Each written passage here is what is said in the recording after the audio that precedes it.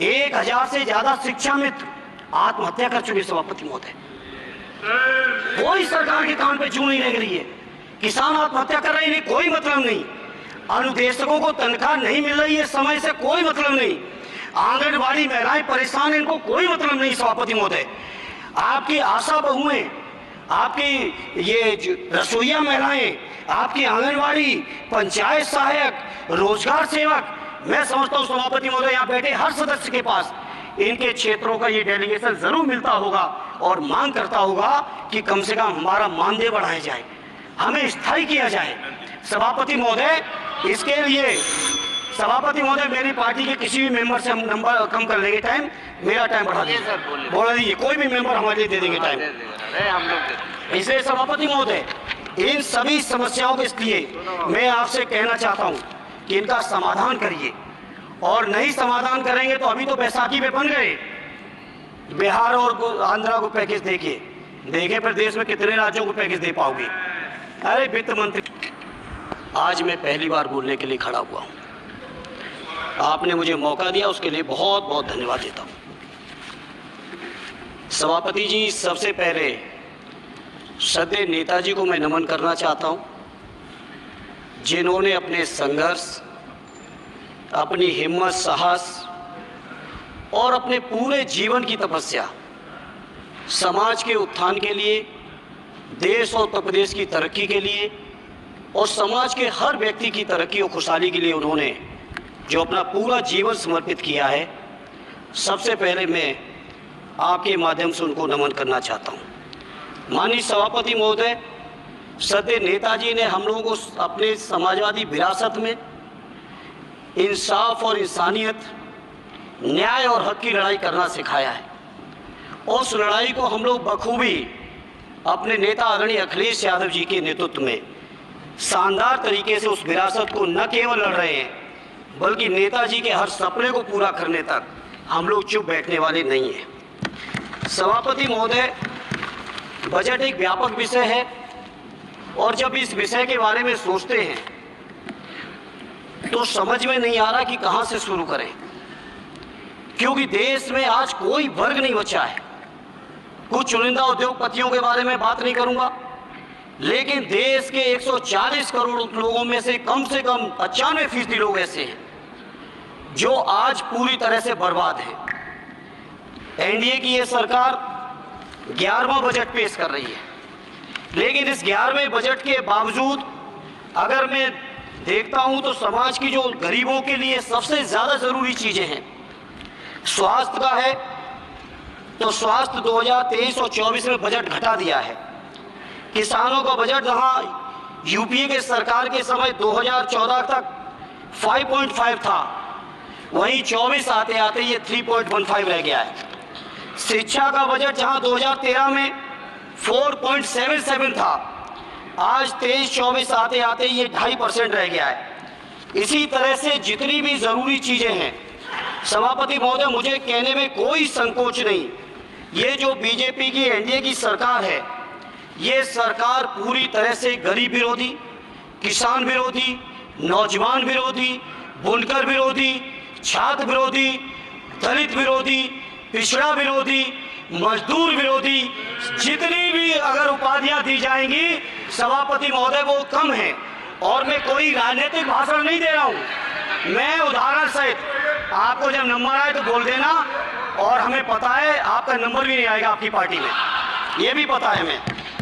सभापति महोदय, श्रद्धेय नेताजी ने हमेशा कहा है कि चुनाव में या जनता के बीच किया हुआ वादा अगर आप पूरा नहीं करते हैं तो वो भी एक सबसे बड़ा भ्रष्टाचार है, और उस भ्रष्टाचार में अगर किसी ने वर्ल्ड रिकॉर्ड बनाया है तो बीजेपी की और एनडीए की सरकार ने बनाया है। सभापति महोदय, 2014 के चुनाव के समय प्रधानमंत्री जी ने वादे किए कि 2 करोड़ रोजगार हर साल मिलेंगे। स्वामीनाथन जी, जिनको भारत रत्न दिया है सरकार को, मैं धन्यवाद देता हूं, लेकिन वो धन्यवाद अधूरा है जब तक उनकी सिफारिशों को नहीं मानते हो।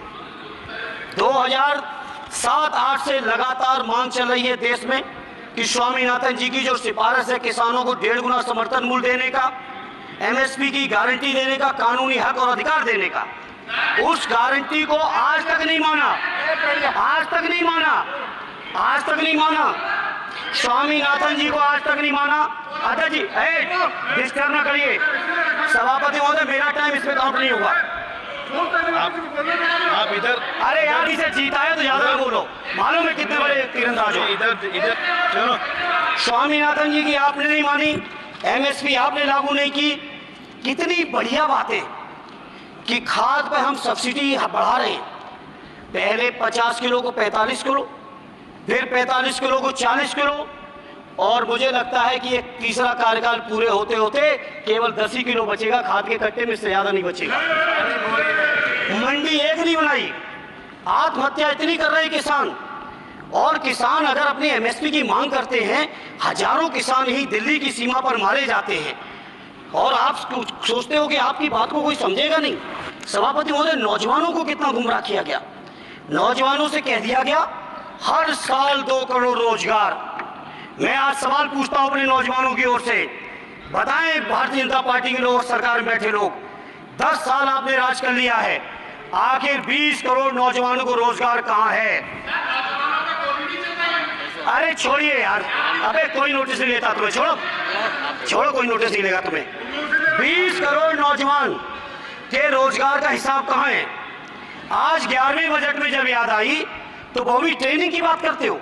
मैं कहना चाहता हूं IIM, IIT के नौजवानों को रोजगार नहीं दे पा रहे हो। आप सोच रहे हो इंटर्नशिप के इस छोटे से सुगूफे से नौजवान खुश होंगे? देश के नौजवान खुश होने वाले नहीं है।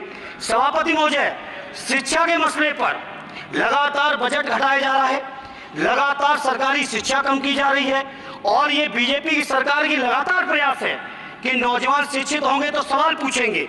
देश की JNU से लेके BHU से लेके MU से लेके जितने बड़े संस्थान हैं, सारे संस्थानों को बर्बाद कर दिया है। एक भी दलित, एक भी पिछड़े, कहीं आपका वाइस चांसलर नहीं है। लगातार जितने भी आपके professor, associate professor, assistant professor की नियुक्तियों में RSS का जब तक कोई फंडामेंटल कोर्स नहीं करेगा, बेसिक कोर्स, तब तक उसकी नियुक्ति नहीं होगी। आप क्या सोच रहे हो देश नहीं देख रहा है नौजवान? UGC का बजट लगातार कम किया जा रहा है। मेरा खुला आरोप है इस सरकार पर कि ये सरकार शिक्षा को प्राइवेट करके, शिक्षा को मुट्ठी भर उद्योगपतियों के हाथों में देके, शिक्षा को चुनिंदा लोगों के हाथ में देके, देश के 140 करोड़, जिसमें मैं समझता हूँ 90% लोग गरीब हैं, उन गरीबों के हाथों से शिक्षा को छीनने का ये जो आपकी सरकार षड्यंत्र कर रही है, इसके लिए हम लोग इस मौके पे विरोध करते हैं। लगातार फीस बढ़ा रहे हैं, शिक्षकों की कमी है, रोजगार आप दे नहीं पा रहे हो, सामाजिक असमानता। सभापति महोदय, 2014 में जिस समय सरकार बनी थी एनडीए की, उस समय देश की जितनी भी जो आर्थिक चीजें थी, जो वेल्थ थी, उसमें पिछड़ों की हैसियत 17%, 17, और आज 10 साल की एनडीए की सरकार के बाद पिछड़ों की आर्थिक हैसियत हो गई है केवल 9%। मैं कहना चाहता हूं चुनौती के साथ, वित्त मंत्री अपने जवाब में बता दें, अनुसूचित जनजाति का एक भी व्यक्ति देश में अरबपति हो तो बता दो, एक भी अरबपति हो तो बता दो, एक भी दलित को अरबपति आपने बना दिया हो तो बता दो, एक भी पिछड़े को बना दिया हो तो बता दो। आप जवाब में दे देना, आप डेटा दे देना, आप डेटा दे देना, हमारी दबाव नहीं रुकेगी। सभापति महोदय, जब बीजेपी की सरकार, जब बीजेपी के लोग विपक्ष में रहे तो ओपीएस की बातें किए।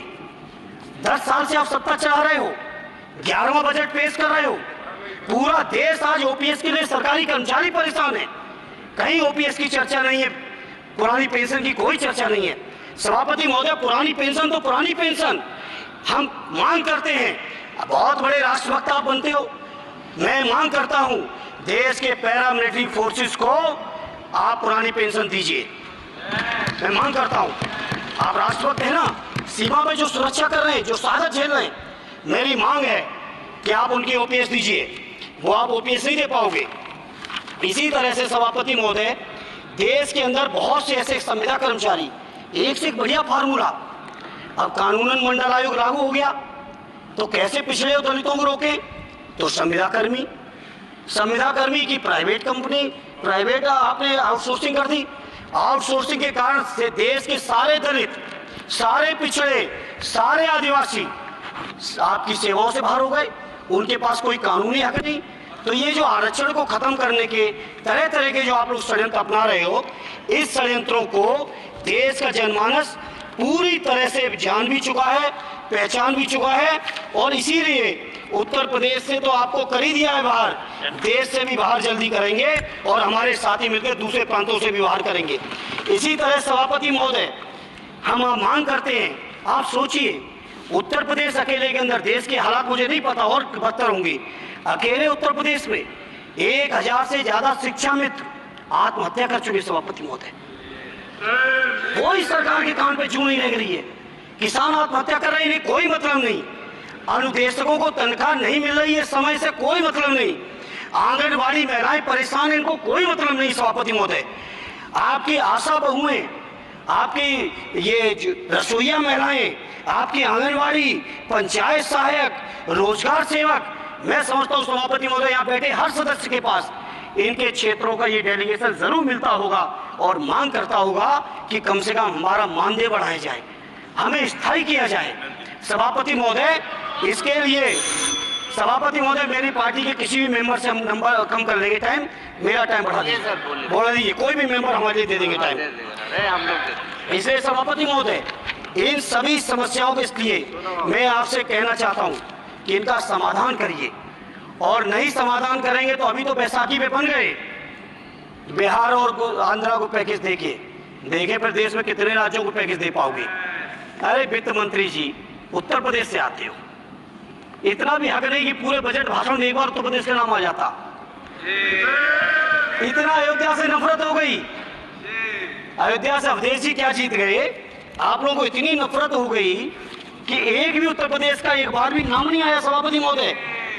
इसे मैं आज इस मौके पर सभापति महोदय देश के गरीबों, किसानों, नौजवानों, व्यापारियों, बुनकरों सभी की ओर से कहना चाहता हूं, ये बजट देश विरोधी बजट है। कुछ समस्याओं के लिए सभापति महोदय संवेदनशीलता के साथ मैं कहूंगा सरकार को विचार करना चाहिए। श्रद्धेय नेताजी जब रक्षा मंत्री थे, उन्होंने व्यवस्था दी थी कि देश के अंदर जो भी सैनिक शहीद हुए उनको ससम्मान उनके घरों पे जाके राष्ट्रीय सम्मान के साथ उनकी अंत्येष्टि हो। मैं उन्हीं की परंपरा को आगे बढ़ाते हुए एक और मांग करता हूं सभापति महोदय कि जो हमारे शहीद जिनके अंत्येष्टि स्थल जहां कहीं भी बना हो, जिस भी परंपरा से बना हो, अरे आपको कुछ नहीं पता है, अरे यही तुम्हारे सैनिकों के लिए यही तुम्हारा भाव है सभापति महोदय। आप बोले सभापति महोदय, मेरा अनुरोध है अग्निवीर की योजना खत्म की जाए। ये 4 साल के सैनिक से देश की उतनी मजबूत रक्षा नहीं हो सकती, नौजवानों को गुमराह करके। केवल 4 साल, उन्हें दो ना 60 साल तक रिटायरमेंट, 4 साल बाद तो कहाँ नौकरी ढूंढेंगे। इसे मेरी मांग है अग्निवीर की योजना खत्म की जाए।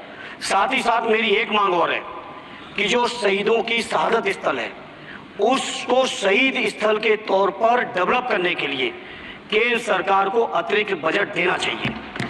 मैं नहीं समझता हूँ इसमें किसी को कोई दिक्कत होनी चाहिए।